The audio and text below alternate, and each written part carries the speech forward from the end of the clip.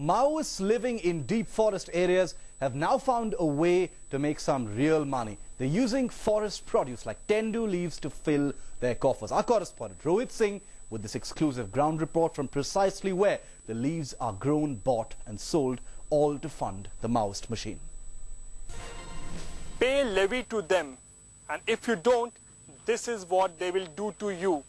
A truck full of tendu leaves that was going to the city has been set on fire by the Naxals because the truck driver, the owner, refused to pay levy to them. झाड़ी से 2-3 आदमी निकले बंदूकधारी, वो break लगा दिए। मैंने बोले गाड़ी रोको साले। गाड़ी रोके, गाड़ी रोकने के बाद हम लोग को झाड़ी के नीचे बैठा दिया गया, गाड़ी साइड करके। उसके बाद गाड़ी को आग लगा दी। Money from the trade of tendu leaves or bidi patta is a favorite source of funding for the Naxals.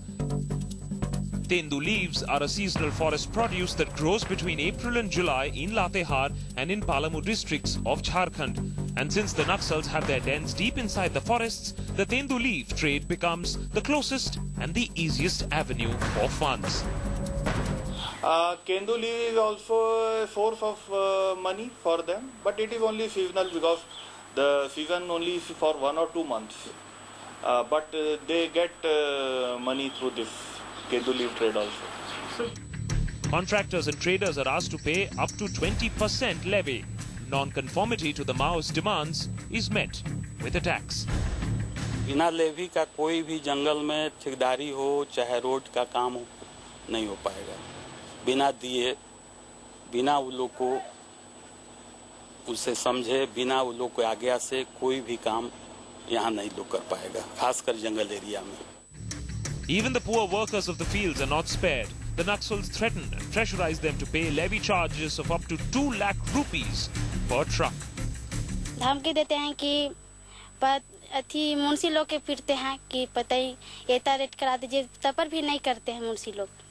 हाँ, हिस्सा तो जरूर मांगते हैं। अब मांगते हैं तो कम नहीं मांगते हैं, कम मांगते हैं तो 1 लाख 2 लाख ऐसे मांगते हैं, तो गरीब लोग उतना नहीं देना पाते हैं, तब पर भी वही पिटाते हैं और का। The Maoists are carrying on their extortion operations smoothly, especially in areas like Latehar, Palamu and Karwa in Jharkhand. The local administration is aware of this menace but acts completely helpless. लेकिन ऐसे आधिकारिक हमारे पास तो कोई जानकारी नहीं है, लेकिन ऐसे कुछ दिनों पहले अखबारों में ऐसी सूचना पढ़ने को मिली थी कि बीड़ी पत्ते के ट्रक जला दिए गए थे उग्रवादियों द्वारा।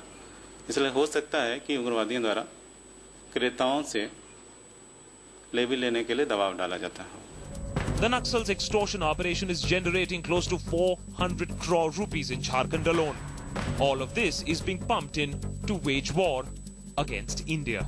With Rohit Singh in Palamu, Akash Banerjee, Headlines Today.